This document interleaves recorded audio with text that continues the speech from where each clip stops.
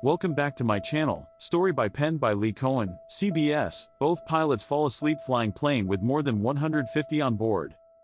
Two pilots of an Indonesian airline have come under fire after an incident report revealed they both fell asleep during a January flight with more than 150 people on board. The pilots were unreachable for roughly half an hour, waking to find that the plane had veered off course, the report said.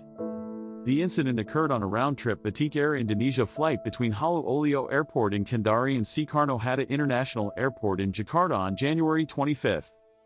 During preparation for the first leg of the flight from Jakarta to Kendari, the second-in-command pilot, a 28-year-old with roughly 1,600 hours of flying time, told the pilot in command that he did not have proper rest, according to a report by Indonesia's National Transportation Safety Committee. The commanding pilot, a 32-year-old with roughly 6,300 hours of flying time, allowed the secondary to rest during that leg of the trip for about half an hour.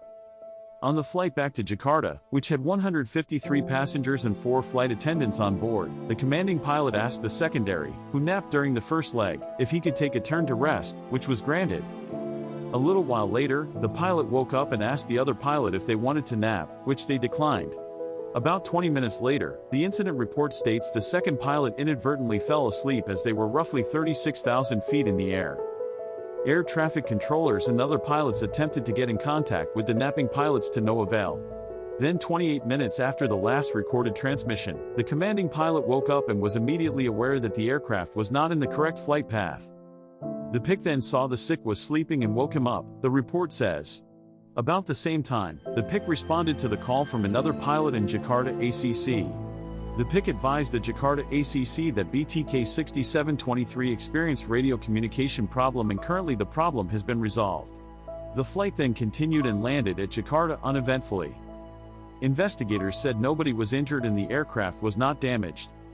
While the unnamed primary pilot on the flights had a rest period of 35 hours prior to the incident that involved exercise, visiting family and exercise, the secondary pilot on the flights, who was not named in the report, had 53 hours of rest time.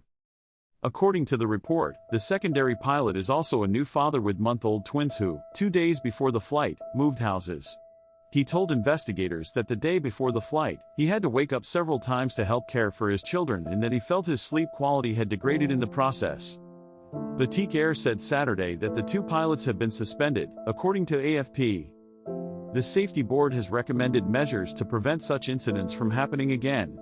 One of those recommendations is further development of Batik Air Indonesia's personal checklist for pilots, which is meant for pilots to check themselves for illness, impairing medications, stress, alcohol, fatigue and their emotional state before flying.